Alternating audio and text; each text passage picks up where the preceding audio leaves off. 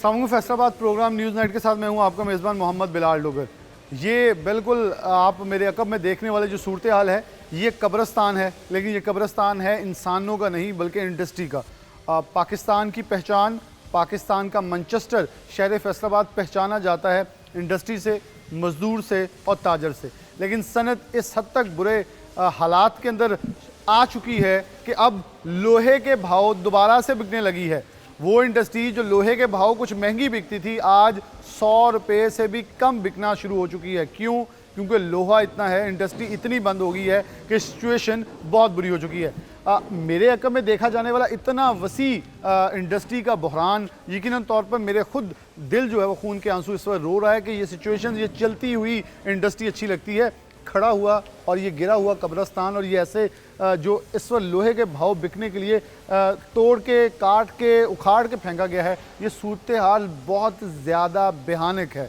ये बता रही है चीख चीख के एक एक पुर्जा इस पाकिस्तान की मईशत को नज़र नहीं बल्कि नाहली खा रही है। अगर वो नाहली ठीक नहीं होती तो वो दिन दूर नहीं जब पाकिस्तान के अंदर मज़दूर सड़कों के ऊपर अपना हक लेने के लिए किसी के भी साथ कुछ भी कर जाएंगे, क्योंकि उन्होंने भी अपने बच्चों को, अपने घर को पालना है। तो इसके लिए बहुत ज़रूरी है कि हमें कुछ जो जितने भी लोग इक़्तिदार के अंदर मौजूद हैं उनको सोचना होगा कि हम कहाँ खड़े हैं, हम कर क्या रहे हैं। मज़दूर मौजूद हैं, मालिकान मौजूद। सबसे पहले मैं मालिक के पास जाऊँगा, उनके बाद फिर हमारे पास एक लंबी फहरिस्त है मज़दूरों की, उनकी तरफ बढ़ेंगे। अस्सलाम वालेकुम। वालेकुम सलाम। मुज़म्मिल भाई, मेरे पास शायद वो दर्द नहीं होगा या वो अल्फाज में वो दर्द बयान नहीं कर पा रहा जो मैं इस वक्त महसूस कर रहा हूँ, क्योंकि यहाँ जहाँ पाकिस्तान की मईशत चलती है, जहाँ 2 अरब से ज़ायद का एक इतना बड़ा यूनिट बिकने को तैयार हो चुका है, तो कहाँ जा रहे हैं हम? क्या कर रही है इंडस्ट्री? प्रोसेसिंग बंद होगी तो पूरी टेक्सटाइल कोलैप्स कर जाएगी। ये बड़ा अलार्मिंग सिचुएशन है, क्योंकि मज़दूर जो हैं वो बेरोज़गार हो चुके हैं। मज़दूरों के बेरोज़गार होने से लॉ एंड ऑर्डर का मसला पैदा होता है, और उन्होंने अपनी बच्चियों की शादियां भी करनी है, लेकिन वो बेचारे वो भी नहीं कर रहे, उनके हेल्थ के प्रॉब्लम है। और इंडस्ट्री आपके सामने है, गवर्नमेंट को चाहिए कि आप ना लॉन्ग टर्म पॉलिसी बनाए जो 10-15 साल पे हो, और जो भी आए वो ना उसको बेहतर से बेहतर करे, और उसमें नॉन प्रैक्टिकल बंदे हैं वो ना डालें।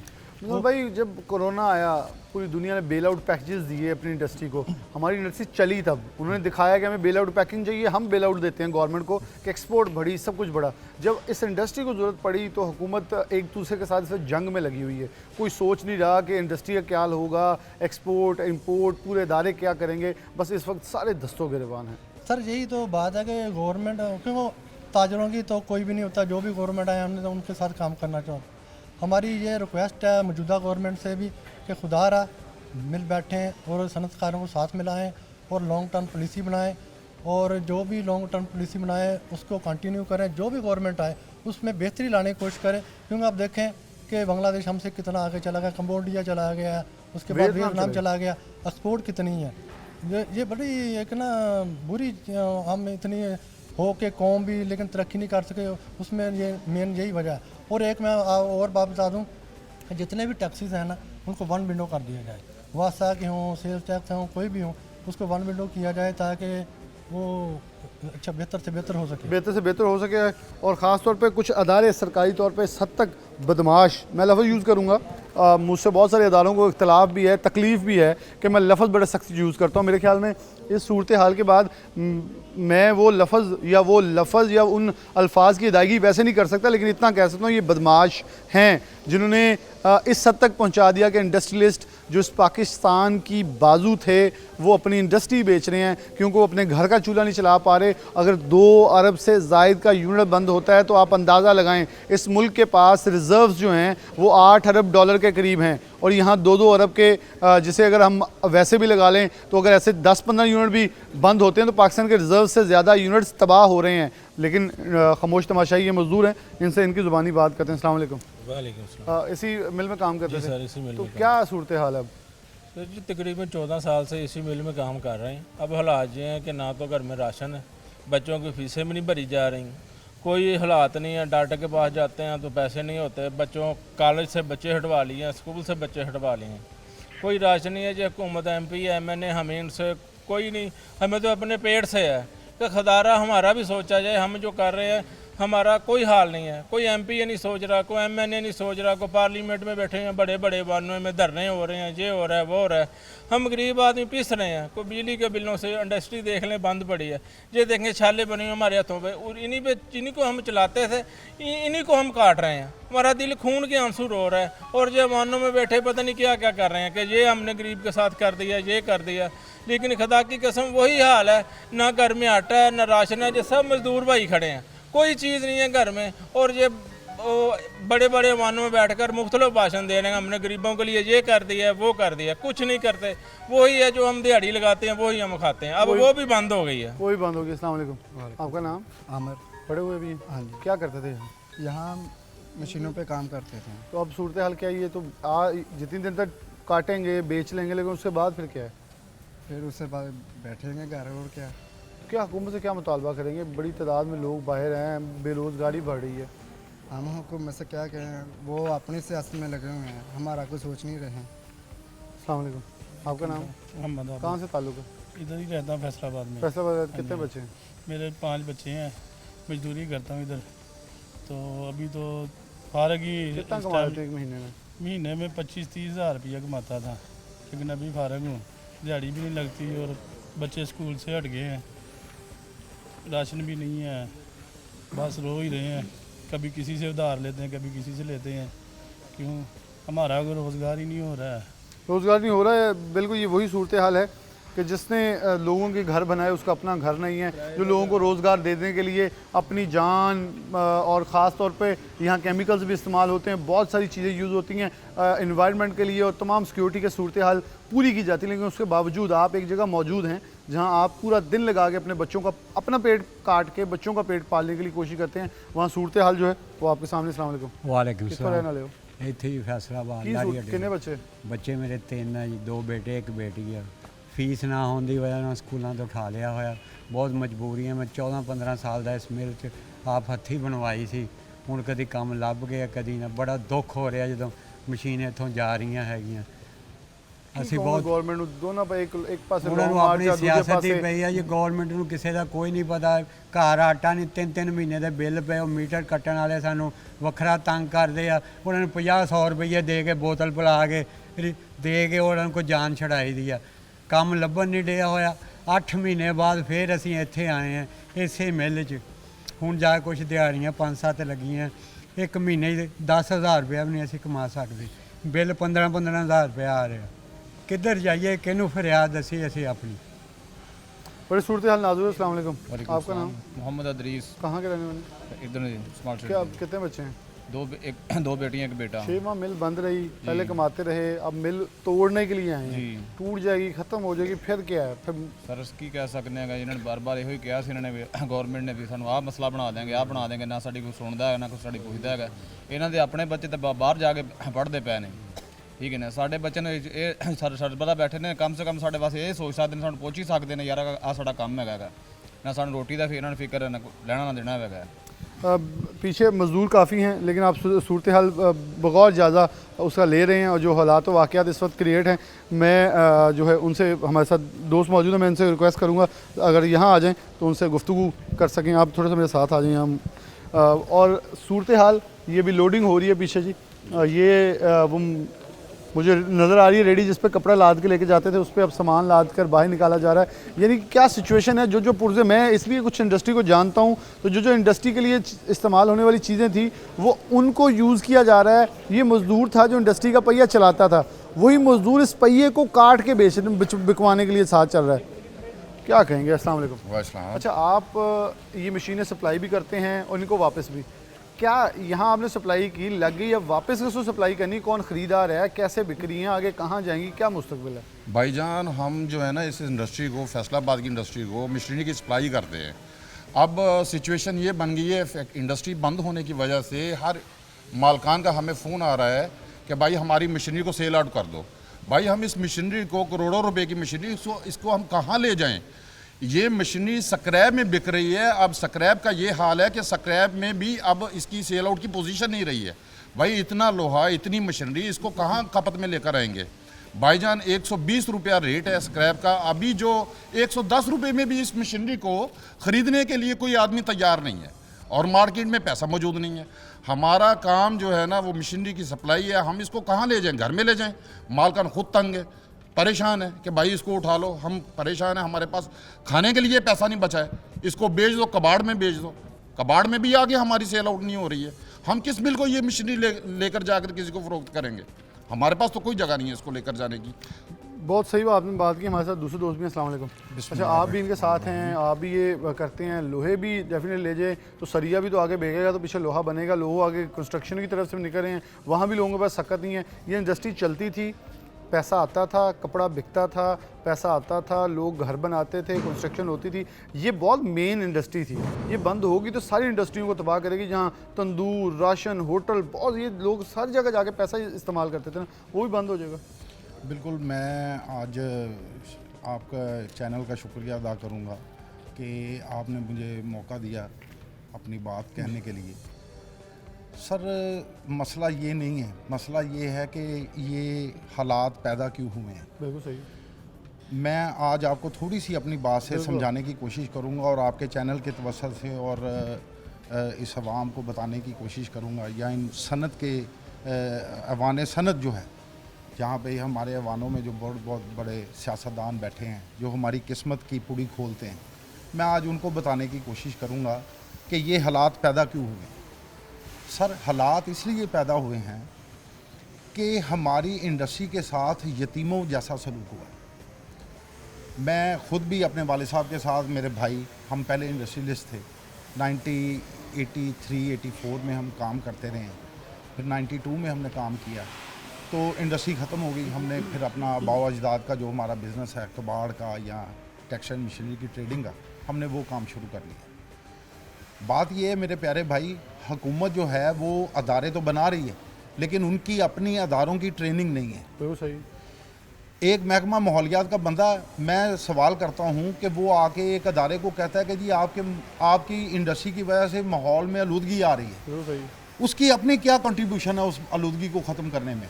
उसने क्या ट्रेनिंग दी है? वो उसने क्या, मोटरसाइकिल पे आता है, एक नोटिस सर्व करता यस है, ये यस, उसकी कंट्रीब्यूशन। उसकी कंट्रीब्यूशन ये है कि वो उसने 2-4 डिग्रियां हासिल की हैं, महकमे में जॉब हासिल की है और करोड़ों रुपए मालियत का अदारा, 2 अरब से ज़ायद वाला, हाँ, करोड़ों रुपए मालियत का अदारा वो एक चिट और एक रुके की वजह से बंद कर देता है। बिल्कुल।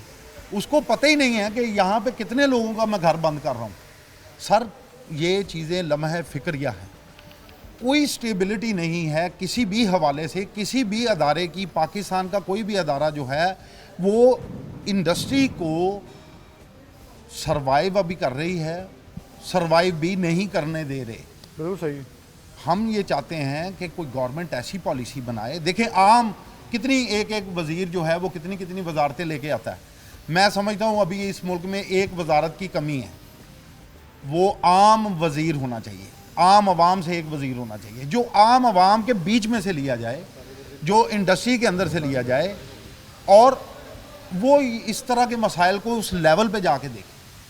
तो इनको अगर गैस नहीं थी इनके पास, इन्होंने बिफोर टाइम किसी अदारे को नहीं बताया, इन्होंने ये बताया ही नहीं कि हमारे पास ये नहीं है। हमें हाँ कहते रहे हैं कि हम ये LNG ले आएंगे, ये ले आएंगे, वो अच्छा, अगर इनके पास, इन्होंने हमें गवर्नमेंट ने कहा कि जी कोल के ज़खायर बहुत हैं, लेकिन कोल के ऊपर भी इन्होंने क्या काम किया?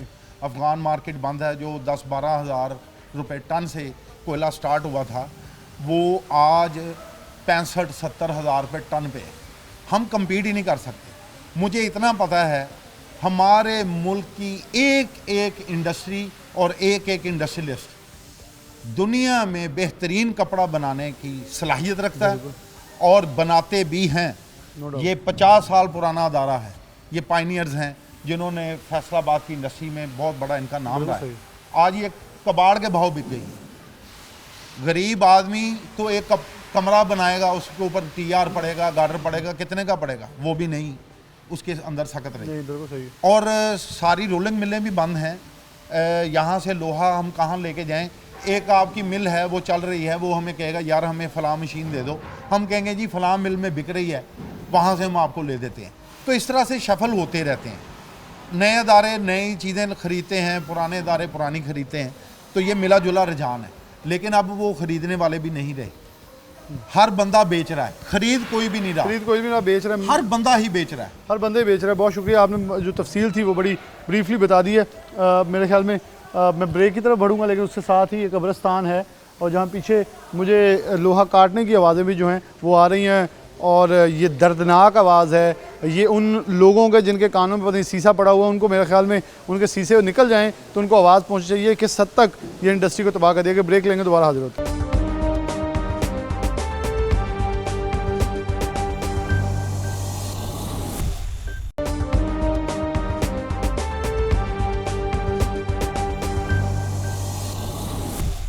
वेलकम बैक नाज़रीन, दोबारा से प्रोग्राम के अंदर खुशामदीद कहते हैं।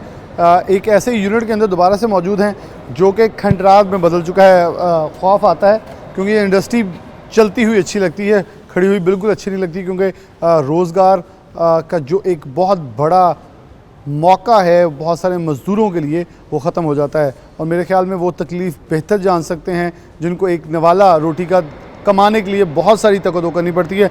ऐसे बहुत सारे यूनिट्स जो कि बंद हो चुके हैं, हज़ारों की तादाद में, लाखों की तादाद में मज़दूर बेरोज़गार हो रहा है, लेकिन कौन पूछने वाला है। इसी शहर फैसलाबाद से ये इंडस्ट्री पहचान थी। अगर ये फैसलाबाद की जब भी मैं नाम लूँ तो इस मैनचेस्टर की 3 चीज़ें नुमायाँ हैं: सनतकार, मज़दूर और ताजर।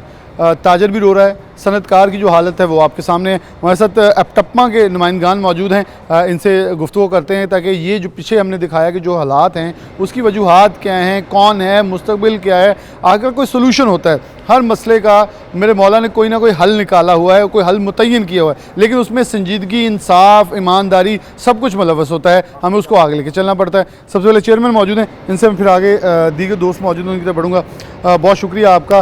कैसे देख रहे हैं ये, मैं अपना लफ्ज़ बोल चुका हूँ पहले, क्योंकि मैं जितनी तकलीफ़ है वो शायद लफ्ज़ों में बयान ना कर पाऊँ, क्योंकि ये चलते यूनिट अच्छे लगते हैं, खड़े हुए अच्छे नहीं लगते, और जैसे खड़े होते हैं तो जो हालात मालकान के होते हैं वो भी फिर हम बेहतर जानते हैं। कितने यूनिट ऐसे हैं, कितना इस वक्त बहरान आ चुका है, क्योंकि एपटप्मा इसके ऊपर बहुत संजीदगी से आवाज़ उठा रहा है। क्या इसके अंदर दर्द कितना है, दुख कितना है, और सुनने वाले कितने हैं? बिस्मिल्लाहिर्रहमानिर्रहीम, अल्लाहुम्मा सल्ली अला सय्यिदिना मुहम्मद व अला आलि सय्यिदिना मुहम्मद। बलाल भाई, बहुत शुक्रिया आपका, आपने हमारे दर्द सुनने के लिए हमें मौका दिया अपने चैनल के ज़रिए, और आपने सिटी 41 जो शहर की आवाज़ है वो आज इंडस्ट्री की आवाज़ बन कर हमारे सामने आया। असल तो बात यह है, यूनिट बंद हुए क्यों हैं? बिल्कुल असल तो बात है, यूनिट बंद हुए क्यों हैं। देखिए कैसी हमारे अंदर पॉलिसियाँ हैं हुकूमत की। गर्मियों के अंदर हमें सुई गैस दी जाती है, गैस हमें दी जाती है इंडस्ट्री चलाने के लिए, और उस वक्त हम पर पाबंदी, उस वक्त साथ बिजली नहीं मिलती, गैस मिलती है, बिजली नहीं मिलती, लोड शेडिंग शुरू हो जाती है। ठीक है, हमारे तमाम इंडस्ट्री वालों ने पैसा इन्वेस्ट कर कर गैस वाले जनरेटर ख़रीदे हुए हैं। ठीक है, देखें आप अंदाज़ा लगाएं, उस वक्त हम पर पाबंदी लगा देते, आप जनरेटर गैस वाला नहीं चला सकते, कैप्टन पावर नहीं चला सकते, कैप्टन पावर नहीं चला सकते। गैस आपको हम दे रहे हैं, लेकिन आपने ये नहीं चलानी। हम जब पूछते हैं लोड शेडिंग हो रही है, हम क्या करें, कहते हैं डीजल चलाएं। ठीक है, डीजल पर हमें बिजली 3 से 4 गुना महंगी पड़ती है। जो माहौल के साथ दुश्मनी करनी वो लेता है। यस, और माहौल के साथ दुश्मनी लेता है, एनवायरनमेंट का महकमा वो लेता है, इशूज़ लेता है। लेकिन हम जब देखते हैं 4 गुना हमें वो जो बिजली है हमें 4-5 गुना ज़्यादा पड़ती है, वो इंडस्ट्री की तबाही का बायस बनती है। अब जब सर्दी आती है, सर्दी के अंदर हमें गैस नहीं दी जाती। जैसे इन दोनों में चल रहा है मामला, गैस बिल्कुल बंद है, और फैक्ट्री में है, घरों में नहीं मिल रही अब तो। जी माशाल्लाह। मतलब SNGPL, मैं इस पे प्रोग्राम कर चुका हूँ, मैं तो मजाक उड़ाया है कि SNGPL सिलेंडर बेच रहा है अब, यानी कि जिसने गैस देनी थी वो फिर पाइपलाइन ने उठाया, फिर हम सिलेंडर बेचे, क्योंकि उस कंपनी ने सिलेंडर बेचने हैं तो वो तो सीधा मैसेज दे चुका है, एक इश्तिहार लगा के SNGPL के सिलेंडर खरीदें, यानी कि गैस नहीं अब मिलनी, अब सिलेंडर ही लेने पड़ेंगे। गैस नहीं हमने देनी, आप सोलर फ्यूल इस्तेमाल करें। अल्टरनेटिव जब फ्यूल इस्तेमाल करते हैं कोई भी, देखिए हमने अपना पैसा, पाकिस्तान का जितना हमारा सरमाया इंडस्ट्री का था वो सारा इकट्ठा कर कर हम चाइना से तमाम, कोई चाइना से, कोई इंग्लैंड से, हमारे दोस्त हजरात तमाम जो इंटरनेशनली तौर पर कोयला जलने वाला पूरा सिस्टम है पूरा ख़रीद कर लेकर आए हैं। कोल फायर्ड बॉयलर ख़रीद कर लेकर आए हैं, 6-7 करोड़ रुपये उनकी इन्वेस्टमेंट हुई है, वो लगा लिए। जब हम कोयला जलाते हैं उसमें जो है ना 2-3 घंटे बाद हल्का सा धुआं जो निकलता है, जो पूरी दुनिया में निकलता है, हमने कोई ज़्यादा ये नहीं लगाया, वो सबके पास वही लगा हुआ है। इंग्लैंड में वही लगा है, कनाडा में वही लगा है, चाइना अपने अंदर वही लगा है, बाकी दूसरे मुल्क जो सनत चला रहे हैं, सनती इलाके वही लगा है वो। लेकिन उसके ऊपर ये धुआं बिल्कुल नहीं निकलना चाहिए। गैस कहते देनी नहीं है, वो धुआं जब निकलता है उस फैक्ट्री पर FIR काटी जाती है, उसको जलील किया जाता है, उसको बाद जुर्माने किए जाते हैं। देखें वो सोलर फ्यूल जलाकर पहले बेचारा इतना परेशान है क्योंकि गैस वो चलाए, गैस उसको सस्ती पड़ती है, लेकिन वो उसकी वजह से इतना परेशान है कि मैं पहले इतना महंगे फ्यूल ख़रीद कर, जिस पर कोई कमेटी नहीं है, उसमें इतने इतने माफ़ी आ जाते हैं। 400 मन वाला तुक्का जो है, जो कॉन कॉम्स है, वो 1000 तक चला जाता है। कोयला जो है जो 20 रुपये kg वाला 40 रुपये kg चला जाता है, उस पर कोई कमेटी नहीं है, प्राइस कंट्रोल कमेटी नहीं है। ठीक है, उसके बाद जो मैन्युफैक्चर केमिकल्स हैं, ठीक है, उनका जब वो उसमें 2-3 माफ़िए हैं जो मैन्युफैक्चर केमिकल जो सिर्फ पाकिस्तान के अंदर मेड इन पाकिस्तान है, ठीक है, जिसमें कास्टक आ जाता है, सोडा ऐश आ जाता है और स्टोरेज आ जाता है, उसमें भी ऐसे माफिया आ जाते हैं। जब थोड़ी सी इंडस्ट्री में गाकी आती है उसमें ऐसे माफिया होते हैं, 3-3 4-4 गुना वो भी लेने पड़ते हैं, कोई कमेटी नहीं है। और देखें, हम अगर देखा जाए हमारे साथ हुकूमत क्या करती है कि जैसे एक अखाड़े के अंदर पहलवान को भेजना होता है ना कुश्ती करने के लिए, ठीक है, हमारे क्या कहते हैं, हमें भेजते हैं दूसरे मुल्कों के अंदर, हम एक्सपोर्ट करें, सरमाया लेकर आएँ, लेकिन हमारे हाथ पीछे बांध कर, पाँव में रस्सियाँ डालकर, बेड़ियाँ डालकर और दुनिया के बेहतरीन पहलवानों के सामने हमने खड़ा कर दिया जाता है, आप इनके साथ कुश्ती करें। सर वो हमें मारेगा नहीं, क्या करेगा? उन्होंने हमें मार दिया है, सनत तबाह, यस यस, सनत तबाह कर दी है। गवर्नमेंट हमारे हाथ खोले, हमारे पाँव खोले, हमें ये सारे चीज़ इंडस्ट्री चलाने के लिए, हमें अगर इनके पास बिजली नहीं है हमें डीजल पर सब्सिडी दे, ठीक है। अगर हमारे पास ये मौजूदा, हमारे पास अगर ये नहीं है, इनके पास सर्दियों में गैस नहीं है, ठीक है, और हमें सोलर फ्यूल पर एक कमेटी बनाकर हमें वो अच्छे रेटों में या बाहर से इंपोर्ट करने में ड्यूटी टैक्सेस फ्री हमें कर दें, वो मंगवाने के लिए हमें मौके दें अगर अपने पास चीज़ नहीं है, ताकि हम दुनिया के अच्छे अच्छे बड़े बड़े पहलवानों के साथ हम तजारती मुकाबला कर सकें। लेकिन हमें सिर्फ सर ये देखना चाहिए, हम जो इकॉनमी का मैच जो हार चुके हैं वो मैच कैसे जीतना है, इकॉनमी का मैच कैसे जीते, इसके ऊपर हमारी एक वर्किंग एक टीम होनी चाहिए। और टेक्सटाइल की कोई भी पॉलिसी बंद कमरे में बैठ कर नहीं होनी चाहिए, उसमें हमें प्रोसेसिंग के जो जितने भी हमारे स्टेक होल्डर उनको साथ लें, उन हमारे जो मेंबर्स हैं उनको लें, हमसे बंदे लें, कोई लूम्स वालों को लें, और स्पिनिंग जो है, जो हमारा धागा जो है, जो जिसको मेड इन पाकिस्तान की कॉटन चाहिए होती है, वो क्यों उस पर हमने जो यार्न पर पाबंदी उठाई हुई है, वो हमसे यार्न उठाता है, ठीक है, दूसरे मुल्क वाले, ठीक है, यान उठाते हैं, मुल्क से बाहर जा रहा है, वो मुल्क से बाहर जा रहा है, लेकिन वो इधर प्रोसेस होना चाहिए, उसकी वैल्यू एडिशन इधर होनी चाहिए, उसकी साइजिंग इधर होनी चाहिए, इसकी लूम्स पर वीविंग इधर होनी चाहिए, इसकी प्रोसेसिंग इधर होनी चाहिए, तब ये यूनिट चलेंगे, आपकी बात सही है बिल्कुल। अगर माली साल के पहले 3-4 महीनों की रिपोर्ट्स भी देखें तो सबसे ज़्यादा गुज़िश्ता 4 सालों में ज़ीरो एक्सपोर्ट्स है रॉ कॉटन और कॉटन यॉन की। इन 4 माह के अंदर जो इजाफा है वो 100% से ज़्यादा, जो कि हमारे लिए लम्हा फ़िक्रिया। दोस्त और मौजूद, अस्सलाम वालेकुम। वालेकुम अस्सलाम। मेरे ख्याल में सवाल तो वही होंगे, दर्द कैसे बयान करेंगे, कैसे इस इंडस्ट्री को ख़राब किया जा रहा है, क्योंकि टेक्सटाइल एक पूरी चेन है, अगर ये सेक्टर बैठ गया तो पूरी टेक्सटाइल चेन कोलैप्स कर जाएगी। बिस्मिल्लाहिर्रहमानिर्रहीम, अल्लाहुम्मा सल्ली अला सय्यिदना मोहम्मद। जी बहुत शुक्रिया। जिस तरह से जो बात हुई है, बेसिकली हर चीज़ का, आपने पहले कहा कि हर चीज़ का हल ज़रूर मौजूद है, बेसिकली हल तलाश करने वाले भी होने चाहिए। बिल्कुल सही। सजेशन उनसे लेनी चाहिए जो उस प्रॉब्लम में घिरे हुए हैं, ना कि जिन्हें पता ही नहीं। जैसे कि अगर कोई शख्स यहाँ से गुजरता है, किसी भी टूटी सड़क से गुजरता है, मसला उससे पूछना चाहिए कि जब तुम यहाँ से गुजरते हो तुम्हें मसला क्या क्या आता है, ना कि उन लोगों से जो कभी गुजरे ही नहीं। सबसे पहले ये देखना चाहिए कि जो प्लानिंग चाइना ने की वो हमें करनी चाहिए। रॉ मटेरियल हमें अपना प्रोड्यूस करना चाहिए, जो कि हम बाहर से मंगवाते हैं। मोर देन 200 प्रोडक्ट्स जो है हम पाकिस्तान में मैन्युफैक्चरिंग कर सकते हैं, बिल्कुल कर सकते हैं। ठीक है, जो हमारा जितना भी एक्सपोर्ट में जा रहा है, जब हम इंपोर्ट कर रहे हैं, जितना डॉलर बाहर जा रहा है, ये सब हम आराम से कर सकते हैं। चाइना समेत हमारे हमसाया मुल्क भारत ने बहुत सारी पाबंदियाँ लगाई हैं कि आप 3 साल के बाद जो मैन्युफैक्चरिंग नहीं करेगा उस कंपनी को वहाँ से बिल्कुल शट डाउन कर देते हैं। बिल्कुल बिल्कुल, ये चल रहा है और वो चलाते हैं, कंपनियों की मजबूरी है, उनका बाहर है। नहीं देखिए, वो उनको पता है कि हमने सनत को कैसे लेके चलना है। सनत जो है वो रीढ़ की हड्डी है, जिसके ज़रिए बहुत से, अभी हम बात कर रहे थे कि एक दर्जी तक की जो रोज़ी है वो इस इंडस्ट्री वाला दे रहा है, ठीक है।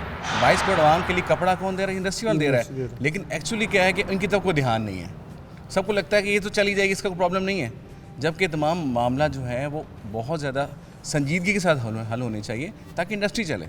इंडस्ट्री का पहिया रुक गया तो कोई नहीं जानता क्या होना है।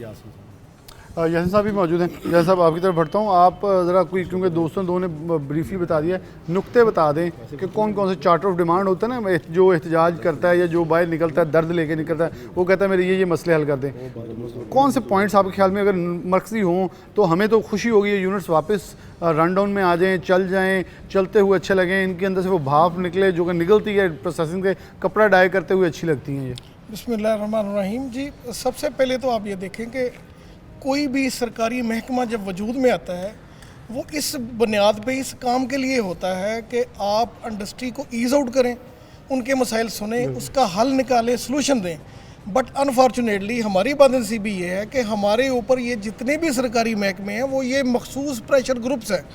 हमारे ऊपर महकमा माहौलियात इसलिए नहीं है कि वो हमें फैसिलिटेट करे, हमें आगे एजुकेट करे, गाइड करे और उसका हल निकाल के दे, वो इसलिए है कि आए, बंद करे, उसको सील आउट करे और FIR काट दे और 1.5 लाख 2 लाख जुर्माना करे और अपना पैसा रेवेन्यू इकट्ठा करे और घर में जाके बैठ जाए। दूसरे महकमे वापडा वाले हैं, आप कभी किसी वापडा वाले ने आपकी आप किसी घर में चले जाएं, आप किसी इंडस्ट्री में चले जाएं, आपकी डी उड़ गई है ना, किसी ने जब तक आपने उनको बाकायदा बुलाना नहीं है, उनसे तल्लक नहीं करना, उनको पैसे नहीं देने, वो आके आपका कोई काम नहीं करेगा। मैं सिंपल इसको आसान कर दूं, ये वाहिद मुल्क है जहां पैसे देने वाले मिन्नतें कर रहे होते हैं, लाइन में लगे होते हैं, ले लें, हम देना चाह रहे हैं, इस मुल्क के लिए कमाना चाह रहे हैं। बिल्कुल ऐसे ही पैसे दे के भी बंदा कहता है, वो कहता है अल्लाह का शुक्र है यार, मैंने पैसे दिए और मेरा काम हो गया। जब तक ये सोच, ये माइंडसेट चेंज नहीं होगा, जब तक इंडस्ट्रियलिस्ट को ईज आउट नहीं किया जाएगा, कैसे मुमकिन है कि ये इंडस्ट्री चल जाए?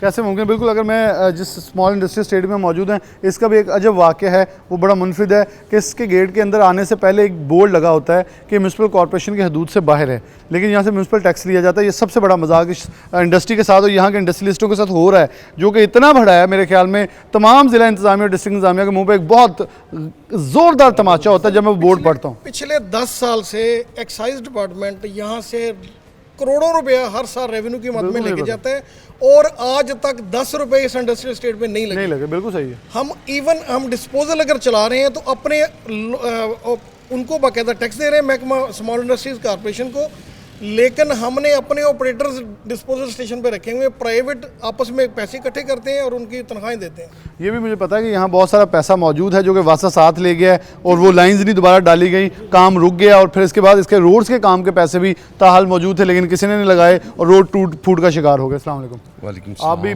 क्योंकि खुद इस प्रोसेसिंग इंडस्ट्री में बसते हैं, बेशतर बार हमारे प्रोग्राम में आए भी, क्या सॉल्यूशंस कुछ एक दो जहां गवर्नमेंट चल सके? क्योंकि वफाक कहती है सूबा, सूबा कहती है वफाक, ये गेम तो इनकी चलती रहनी है। ये तो इनकी यही हालात है शुरू से, मुझे आज की नई बात नहीं है। कंडीशन ये हो गई है कि आप देख रहे हैं ये इंडस्ट्री एंड यहाँ पे पहुँच गया। अब चंद एक इंडस्ट्री रहेगी जो चल रही है, वो भी बेचारी समझे कि आखिरी दमों पे। वजह सिर्फ यही है कि गवर्नमेंट ने कभी भी ये तवज्जो ही नहीं दी। अच्छा, इंडस्ट्रियल चाहते हैं, पूरा जोर लगाते हैं कि किसी तरीके से इंडस्ट्री चल जाए, गवर्नमेंट चाहती है कि इनको बंद ही किया जाए। कोई ऐसी पॉलिसी हर दफ़ा निकाल देते हैं जिससे परेशानी इतनी आती हैं कि वो काम बंद ही करने पड़ते हैं। यही कंडीशन बढ़ती जा रही है। अब सबको पता है बिजली के रेट, गैस के रेट इतने ज़्यादा और फिर है भी नहीं, और केमिकल इतने महंगे जिसकी वजह से ये चलाना ही बहुत मुश्किल है। और अगर हम आगे अपने बायर को कहते हैं कि भाई थोड़ा रेट बढ़ाएं, उनमें जान नहीं रेट बढ़ाने की। सही है। तो ये इंडस्ट्री के बंद होने की मेन वजह भी ये है कि कास्ट ज़्यादा है, आगे से पैसे नहीं मिल रहे, जिससे इंडस्ट्री बंद हो रही है और बेरोज़गारी फैल रही है। बेरोज़गारी फैली है, कॉस्ट ऑफ प्रोडक्शन बहुत ज़्यादा, ख़ासतौर पर कोविड के बाद बाइंग पावर जो है लोगों की, मैं इसमें पहले प्रोग्राम्स में कह चुका हूँ, लोगों की बाइंग पावर इतनी कम हो चुकी है। अगर हम बरतानिया यूरोप में जाके देखें, जो गैस यूक्रेन रूस वॉर के बाद क्रिएट हुआ है, वहाँ लोगों के लिए सबसे पहली तरजीह जो है वो अब खाना है, दूसरे नंबर पे होगा अपने गैस की हाउस होल्ड के किराया दे दें, तीसरे पे गैस, बिजली, और फिर कहीं 7वें 8वें नंबर पे अब कपड़े आ रहे हैं। तो वहाँ से बहुत बड़े बड़े ब्रांड्स की अदाद शुमार सामने हैं जिन्होंने अपनी प्रोडक्शन, जिन्होंने ख़ासतौर पे अपनी डिमांड कम की। जो डिमांड कम होगी तो रिसेशन पूरी दुनिया के अंदर जो है बहुत शदीद होता जा रहा है।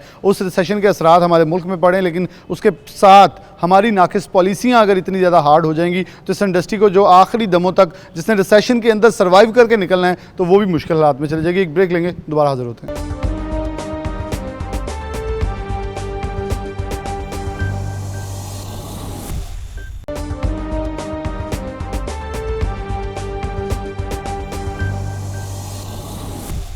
वेलकम बैक नाज़रीन, दोबारा से प्रोग्राम के अंदर खुशामदीद कहते हैं। जब हम बात कर रहे हैं ख़ास तौर पर प्रोसेसिंग इंडस्ट्री, जो कि एक बहुत अहम सेक्टर है टेक्सटाइल सनत के अंदर, जब हम बरामदात, दरामदात, लोकल इंडस्ट्री, जितनी भी इस इंडस्ट्री की जब बात करेंगे तो एक अहम सेक्टर, क्योंकि अगर माली साल के पहले 4 महीनों का तनासुब भी देखें तो ख़ास तौर पे अक्टूबर के महीने के अंदर जो गिरावट नज़र आ रही है वो बारहा ये लोग कहते आए हैं कि गिर जाएगी इंडस्ट्री, बरामदात गिर जाएगी। हमारे जो बात है, इश्यूज़ हैं, उनको हाईलाइट कर लिया जाए, उनको ऑन बोर्ड ले लिया जाए, हमारे साथ गुफ्तगू शनीद की जाए, टेबल टॉक की जाए। हम हल करना चाहते, इंडस्ट्री को आगे लेकर चलना चाहते, लेकिन शायद इसके ऊपर उतना ध्यान नहीं दिया गया, तो उसके असरात हमने जो है वो देखे। और ख़ास तौर पर ये जो प्रोसेसिंग सेक्टर है ये एक मेन किरदार अदा करता है। हमारे साथ साबका अब टप्पा के चेयरमैन हजरात मौजूद हैं। सबसे पहले फाउंडर मेंबर के तौर पे मौजूद हैं जिन्होंने 55 साल इस इंडस्ट्री में गुजारे हैं। उनसे ज़रा पहले मीर अब्दुल लतीफ़ साहब से अहवाल जान लेते हैं, फिर दूसरे मेहमान भी हमारे साथ हैं। मैं सब कहाँ खड़ी है, क्योंकि आपसे तो मैं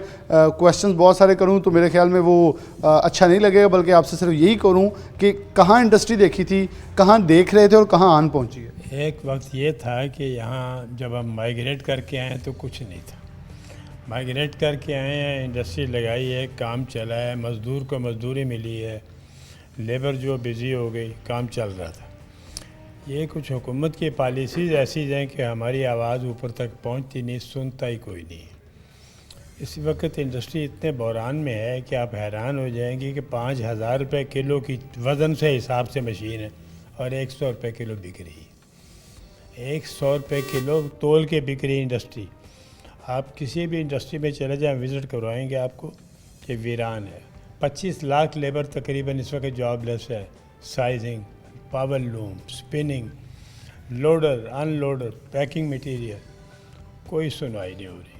और मैंने इतना बहरान अपनी लाइफ में नहीं देखे, क्योंकि 55 से लेके अभी तक इतना बहरान, 2 जंगें भी लगी, ज़लज़ला भी आया, सैलाब भी आया, लेकिन इतना बहरान नहीं है जो ये 2-3 साल में हो गया है। कोई सुनने वाला नहीं, कोई सुनने वाला। अच्छा मियां साहब, आपने अगर इसकी बात की, थोड़ा सा ये भी बता देंगे, ये सफ़र आखिरकार इतना कठिन तो हो चुका है, लेकिन कहीं ना कहीं रास्ता तो होता है, सोल्यूशन मौजूद होते हैं। देखिए, अल्लाह के जो कायनात का मालिक है उसने हर चीज़ का तरीका बनाया हुआ है।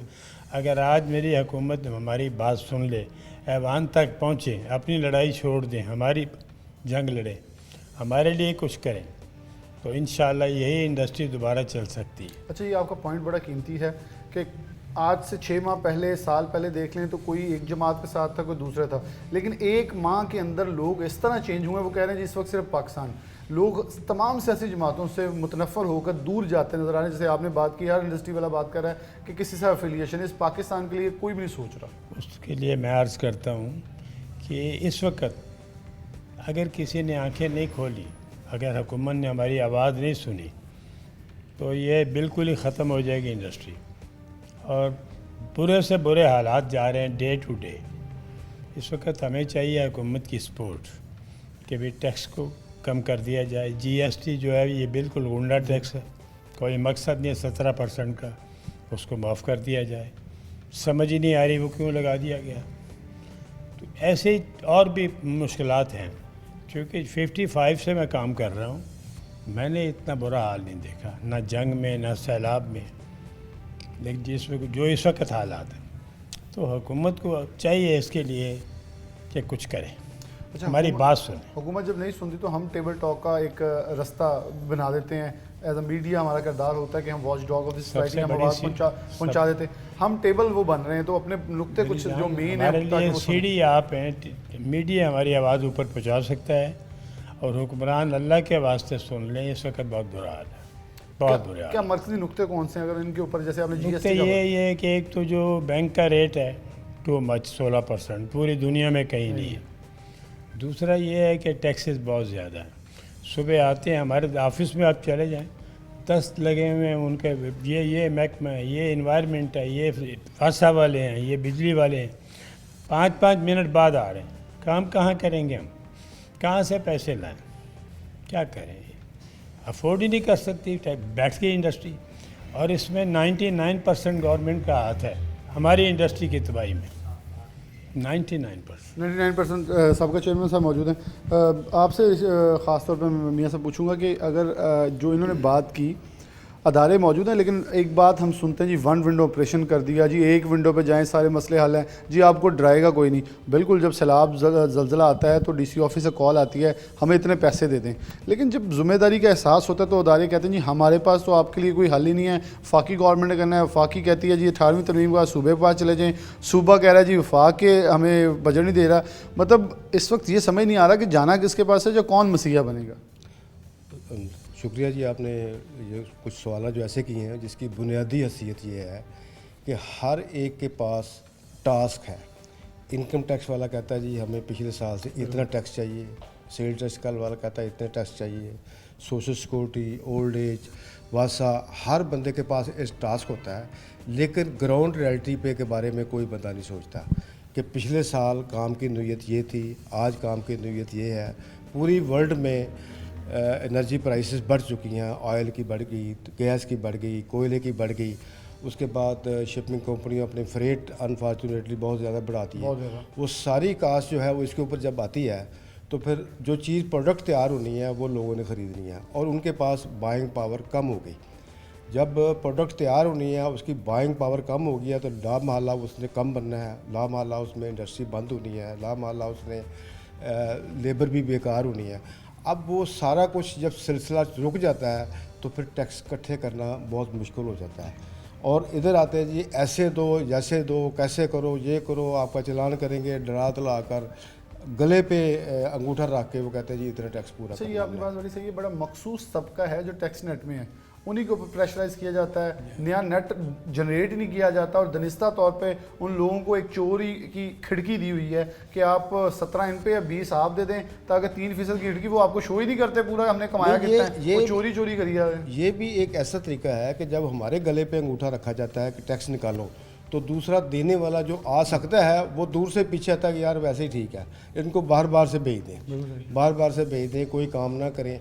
अगर टैक्स में फंस गए तो ये है, फिर रास्ते इन्होंने बनाए हुए हैं, कोई टीटी मंगवाता है, कोई और तरीके से करते हैं, कोई बॉन्ड निकालता है, कुछ निकालता है। कोई भी काम करना है उसको 100 रास्ते मिले हुए हैं, वो काम कर सकता है। इसी तरह अगर लोगों को आसान रास्ते दिए जाए, आसान बिल्कुल नेट हो, आसान सिस्टम हो, और जो बंदा रजिस्टर्ड है अगर वो काम कर रहा है, रजिस्टर्ड है, काम नहीं हो रहा तो अनरजिस्टर्ड फ़ौरन हो जाए, तो मेरे ख्याल लोग आएंगे भी, निकलेंगे भी, आहिस्ता आहिस्ता लोगों को पता लग जाएगा। इसी तरह जो बंदा टैक्स नेट में है, जो टैक्स दे रहा है, उसको इंसेंटिव मिलना चाहिए, उसको इंसेंटिव मिलना चाहिए कि यार ये बंदा टैक्स गुजार है, इसकी ये यहाँ पे रिस्पेक्ट होनी चाहिए, इसकी यहाँ रिस्पेक्ट होनी चाहिए। कोई रिस्पेक्ट नहीं है, जो टैक्स दे रहा है उसको चोर कहा जाता है, जो नहीं दे रहा है वो चोर नहीं है। बिल्कुल ये सारी चीज़ें जो हैं ये सारी देखने वाली हैं और इसमें जैसे बड़े बड़े कमीशन बनते हैं, इस इकॉनमी पे भी कमीशन बनना चाहिए जो ये देखे कि टेक्सटाइल सेक्टर किस तरह दुनिया में चल रहे हैं, हमारे यहाँ क्या क्या कमी है, और उसमें हमारी मशवरे भी ले जाएँ, हमारे मेंबर भी शामिल किए जाएँ, और वो जो टैक्स कमीशन बनाए वो जो निकाले उसको बगैर किसी पॉलिटिक्स के, बगैर किसी दूसरी पार्टी के मिलाए हुए उसको उस पर अमल किया जाए। और 20 साल के लिए जैसे कभी कभी सुनने में आया जी ये इकॉनमी के लिए हम बना आपस में इकट्ठे बैठ जाएँ, तो वो सारी वो चीज़ें बढ़ने वाली हैं। और सियासत करते रहें, अपने दूसरे बहुत से काम है सियासत करने वाले, लेकिन इकॉनमी पे ना करें। इकॉनमी पे यही है कि जो हमारी एक रिपोर्ट बने उसके मुताबिक चले, चौधरी साहब मौजूद हैं, बहुत शुक्रिया, आप भी सबका चेयरमैन है। तो सब मिसाके जमहूरियत बड़े खुशी से सारे कर लेते हैं। मिसाके मौशत मेरे ख्याल में इस वक्त की ज़रूरत बन चुकी है कि जमहूरियत के नाम के ऊपर की बजाय अब मौशत के नाम के ऊपर इकट्ठे हो जाएं, अपनी तनख्वाहें बढ़ाने के लिए असम्बली के अंदर सारे इस बिल को सपोर्ट कर देते हैं, लेकिन इस मौशत को जहाँ से तनख्वाहें जनरेट होनी है उसको भी सपोर्ट कर लिया जाए तो मेरे ख्याल में आर नहीं होगी। बिस्मिल्लाहिर्रहमानिर्रहीम। मेरे मोहतरम दोनों बुज़ुर्ग हैं और इनका मुझसे तजर्बा बहुत ज़्यादा है, मगर मैं जो समझता हूँ कि मेरे तल्क़ात जो ज़मीनी ग्राउंड पे है सब लोगों से ज़्यादा है, वो लेबर में हो, वो ताजर बरादरी में हो, हल्का फुल्का सियासत में भी हो, गाँव घोटों से। अब पेशन ये नहीं रह गई, अब तो फौरी से पहले हमें चाइना मॉडल उठाना पड़ेगा। देखा जाए कि पूरी दुनिया को उन्होंने कैसे मात किया, कहाँ है वहाँ सियासत, कहाँ है वहाँ वोटिंग। 200 आदमी मुल्क को चला रहा है, बाकी सारे आदमी काम कर रहे हैं और इतना ऊपर चले गए हैं कि यूरोप भी उसके बारे में परेशान है, कनाडा चाइना भी, कनाडा अमेरिका भी परेशान है। अब पाकिस्तान को फौरी से पहले चाइना मॉडल उठाना पड़ेगा।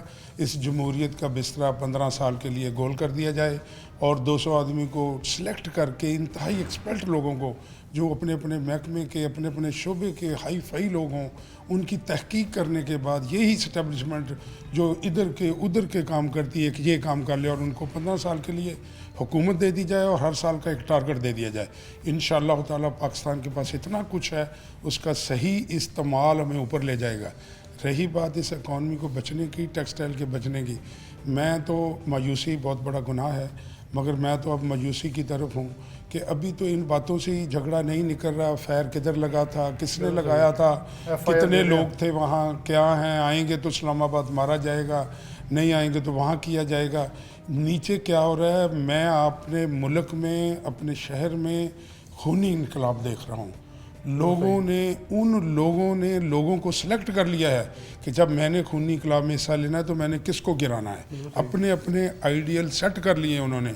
ये मैं आपको बड़ी करीब से देखने के बाद बता रहा हूँ। अगर हमने 2-4 साल के अंदर अंदर सारी इख्तलाफात को बुलाकर एक टेबल पे बैठ के कम से कम इकॉनमी पे एक ना हुए, अबला तो वो जो मैंने पहले बताया चाइना मॉडल ही होना चाहिए। चलो हमारी किस्मत में वो इतना अच्छा काम नहीं है, तो ये जो हमारी जमहूरियत है टूटी फूटी, इसको बैठकर इस इकॉनमी पे प्रोसेसिंग 265 अदारे हैं फैसलाबाद में हमारे मेंबर, और कई लोग छोटे मेंबर नहीं हैं, उनमें 65 अदारे नहीं चल रहे, बाकी सारे बंद है। और मशीनी का रेट 160 रुपये केजी था, जो अब 90 रुपये केजी हो गया है, ज़्यादा फैक्ट्रियाँ टूटने की वजह से। मेरे मकबूल रोड से अनवर बलोच की कोठी से लेके जाल तक छोटे से एरिया में जो 1 किलोमीटर से कम है, 3200 आदमी फारग हुआ है, जिनको मैं डायरेक्ट जानता हूँ, उनकी वल्दियत जानता हूँ, वो हमारे हल्के के लोग हैं। मगर इस तरफ कोई अपोजिशन, कोई हुकूमत पिछले तसलसल तो पीछे से ही चला रहा है, हमारी हुकूमत भी उसको दुरुस्त नहीं कर सकती। सारे गवर्नमेंट कोई हेलीकॉप्टर वो भी यूज़ कर रहे हैं, ये भी कोई ना सब कुछ यूज़ कर रहे हैं। अभी तो ना सब कुछ बुला के ना जी, मसलन ये एक ऐसा गंभीर मसला पैदा हो गया है, एनर्जी बिल्कुल नहीं है, किसी सूरत में नहीं, अदर फ्यूल नहीं है। सुइया से पहले ख़त्म हो गया था, LNG मिल नहीं रही, और उसके बाद जो अदर फ्यूल है, ऐसी ऐसी चीज़ को हम जला रहे हैं। आप सुनेंगे तो हंसी आती है, कैसे काम कर रहे हैं। सुबह फैक्ट्री जाने को दिल नहीं करता, शाम को वहाँ से उठकर घर आने को दिल नहीं करता। उदासी है, हर जगह उदासी है।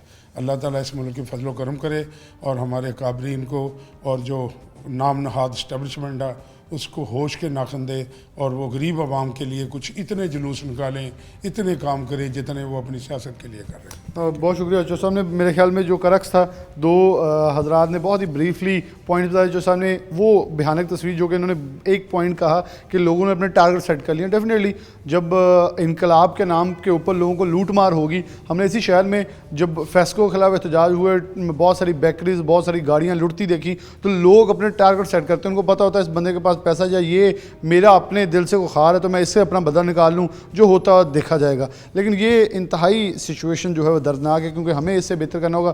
चौधरी साहब ने एंड पे दुआ की, मैं तो उसी दुआ को दोहराऊंगा, इस पाकिस्तान के ऊपर अल्लाह रहम करे, और तमाम लोग जो बसरे इक़्तिदार हैं, ये पाकिस्तान है तो उनका इक़्तिदार है। अगर पाकिस्तान नाउज़ुबिल्लाह, मैं तो वो लफ्ज़ भी नहीं कहूँगा, तो उन लोगों का इक़्तिदार ज़रूर ख़त्म होगा, लेकिन ये पाकिस्तान इंशाल्लाह ना ख़त्म होने वाला है, ना ख़त्म होगा। इसलिए हम सबको मिलकर कोशिश करनी होगी, क्योंकि इस वक्त जिस तरफ कौम जा रही है, मेरे ख्याल में वो अगर सब निकल जाएंगे, सियासतदान खुद देख लें, फिर आप लोगों के ऊपर कोई मसीहा नहीं बल्कि ये खुद मसीहा बनेंगे। क्योंकि इस वक्त की ज़रूरत ये है कि पाकिस्तान की मौशत और बरामदात जो 60% से ज़ायद हिस्सा रखने वाली टेक्सटाइल है, इसकी तरफ तवज्जो दी जाए। इसी के साथ प्रोग्राम न्यूज़ नाइट से जा दीजिए। अल्लाह हाफ़िज़।